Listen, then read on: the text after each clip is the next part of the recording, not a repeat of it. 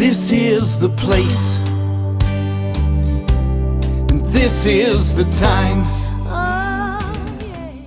I don't know how many of you have seen the commercial for the new Lincoln MKZ.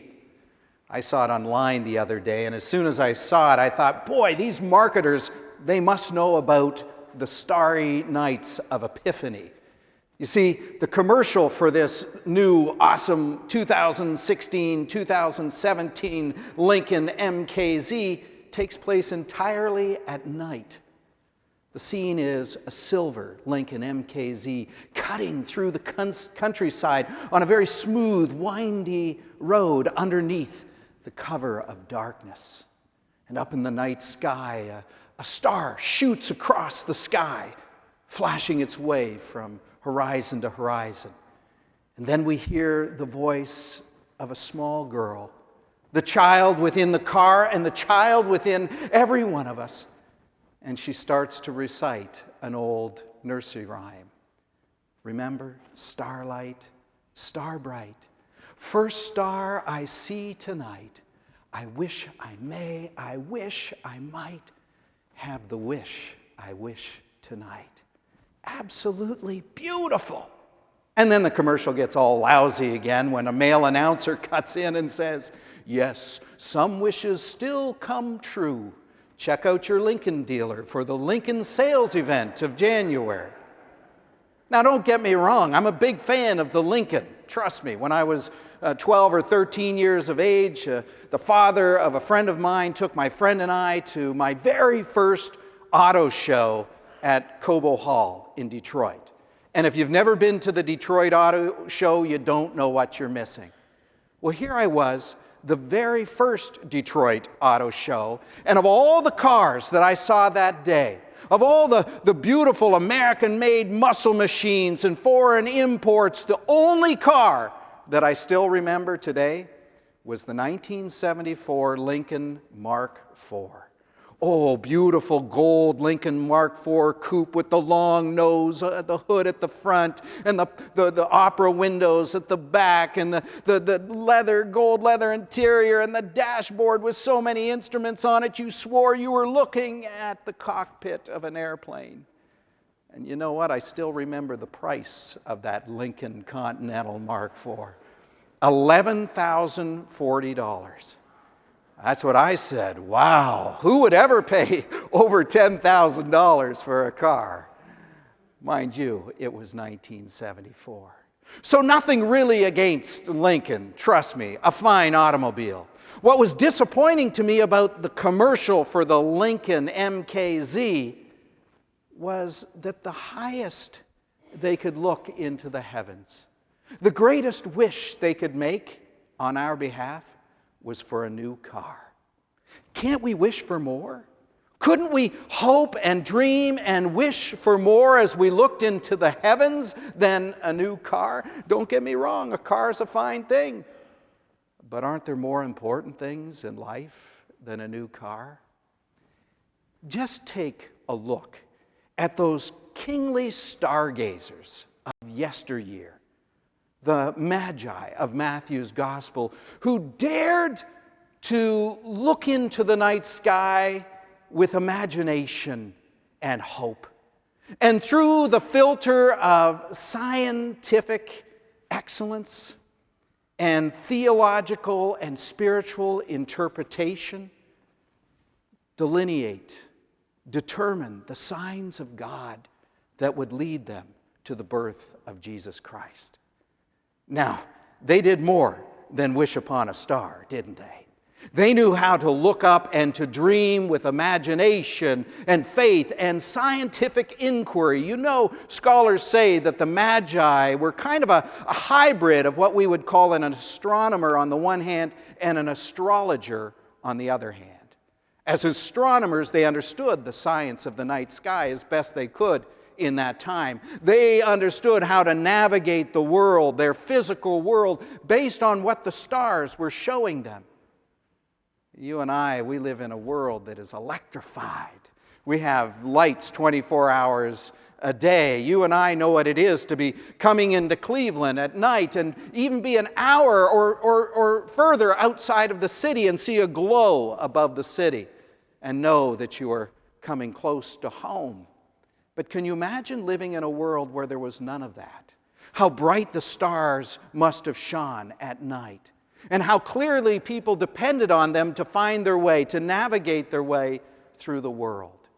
Certainly, they understood about the stars and the planets and their relationship to one another and their relationship to the physicality of this earth. But they also understood that the stars, the heavens, were deeply connected to the earth beneath it. They were part and parcel of one another. When the sky got dark and the stars shone brightly at night, they were deeply connected to the earth in which people lived. And so they understood that just as the stars and the planets have a physical impact on the world in which we live, they also have a spiritual impact on the world in which we lived. They knew that if they looked up into the heavens and could interpret what was going on with those stars, they might be able to interpret what God was up to in the world. Now, a lot of people in this day and age have come to the conclusion that maybe what the stargazers, the Magi, were really looking at was Halley's Comet, which made an appearance in 11 BC. A lot of people say, well, that's not very close to the birth of Jesus Christ, which happened about 6 or 4 BC. Halley's Comet, that happened at least 5 or 6 years ahead of time. But more recently, scholars are saying, including a person named Tom Wright, who Christian Century once called one of the top 5 theologians of our day and age. And I have to tell you, Tom Wright was my professor at McGill University. He's now the Bishop of Durham, Church of England. He said more likely what the Magi were seeing was an anomaly between Jupiter and Saturn. You see, the year, maybe 2 years before Jesus was born, there was an anomaly in the behavior between Jupiter and Saturn. Why is this important? I'm glad you asked. Jupiter is known as the royal star, the kingly star. Saturn is often associated with the Jews. In fact, St. Augustine, in the very, very early church, called Saturn a Jewish god with a small g. Not a negative thing, but associated with the Jews. So the Magi put 2 and 2 together. 3 anomalies between Jupiter and Saturn. You got a kingly star and the Jewish star, and they came to the conclusion that there would be a king of the Jews born under those stars. Not bad science, not bad theological interpretation. The Magi did more than just wish upon a star. They did more than just gaze up into the night sky and say, wow, isn't it beautiful? They were able to put scientific inquiry together with faithful theological interpretation and come to the conclusion that a king of the Jews was being born. Something phenomenal in the world was happening in their own midst. They did more than wish upon a star. They dared to look up. But they did more than that, didn't they? The Magi did more than look up. The Magi got up. You see, how many times do we call out to God for a sign? And God gives us a sign and we say, well, that's not it. God, show me a sign, and we don't respond. It's like the church that puts on its sign out in front of the church, looking for a sign. This is it. Come on in. And people say, yeah, isn't that cute? I'm going to post that on Facebook. But they don't really respond to it. See, the Magi responded to what they were seeing in the night sky. They responded to what scientific inquiry and faithful interpretation was revealing to them about the activity and behavior of God. They had the audacity of faith to respond, to do something about it, to pack up and go. You see, that's our call too, isn't it? Now, you may get a sign, and it's not a good thing, I would suggest, that you have a sign and you immediately run off to respond to it. I think you ought to maybe run it through your scriptures, run it through your prayers, talk to others about that sign so that you're not just responding to any which way the wind happens to be blowing at that time. But ultimately, the Magi reveal to us a call, a need for us to respond to the signs of God in our lives. Sometimes we miss the calls so badly, God really just has to conk us over the head with a sign. In fact, just a few weeks ago, I was talking to a friend of mine who, for the first time in years, revealed to me that the first 10 or 15 years of his adult life, he'd been struggling with alcoholism, something I never knew about him. And he gave me his testimony. He said, I really hated being addicted to alcohol, and I prayed to God a lot to show me a sign, to help me find a way out, but I never saw the signs till things got really bad. And then God showed me a sign, quite literally. You see, he said he would leave work normally at 4 o'clock in the afternoon, head down to the bar, drink till 10 or 11 at night, and stumble his way home. And then he'd start leaving work earlier and earlier. Sometimes he'd come at 3, sometimes he'd leave at 2. Eventually he started going out for lunch, and he'd start drinking at noon and never return to work. Well, you can imagine he was going to lose his job. He lost his marriage. He lost a lot of other things in his life. He said one day, though, he went into the bar at noon, and he said the last thing he remembers was drinking in the bar until he came to and he was in jail. And as he cleared the fuzziness of the alcohol out of his head, it all started to come back to him. He said what had happened, he'd been drinking it all afternoon in the bar, and apparently a fight broke out in the bar. And he wasn't involved in it, but the police were called in to kind of clear things out, settle things down, get people out and safely on their way home. Well, apparently my friend got up from the bar, thought, I need to get out of here. He walked right around the corner. His car was parked right beside the bar. And drunk as a skunk, he got in his car, got behind the wheel of the car, turned on the engine with half a dozen police officers standing beside his car, probably wondering what on earth is this guy doing. No doubt our police officers have seen worse. He put it into drive, hit the gas, and immediately crashed into a traffic sign, right dead center on his car. Crunch! Of course, they hauled him out and took him off to jail. Now, as he was coming through and remembering all this, of course, he was very thankful that he didn't hurt himself or worse, somebody else. But he started thinking about that sign. And he realized the sign couldn't be any clearer. You know what it said. Stop. Sometimes if you miss the sign, God's going to conk you over the head with the sign. But either way it goes, you're still going to have to do what the Magi did, and you're going to have to stand up. You don't just look up and say, God, give me a sign. When God gives you a sign, you get up. And you start living in that new way. You start following the sign. But you know where the signs of God lead us? The signs of God lead us to one place, and that's to worship the Christ. See, that's the thing we miss with the story of the Magi. We miss that their whole goal, these years and years of study and prayer and interpretation, this journey they made, was not for themselves. It was not going to meet Christ so Christ could do something for them. They were on their way to find Christ that they might worship the newborn King, that they might bring gifts, gold, frankincense, and myrrh, and worship Him.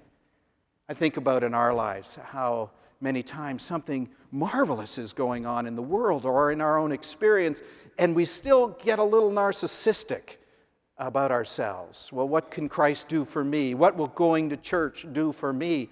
But the Magi seem to be telling us it's not about us. It's about Christ.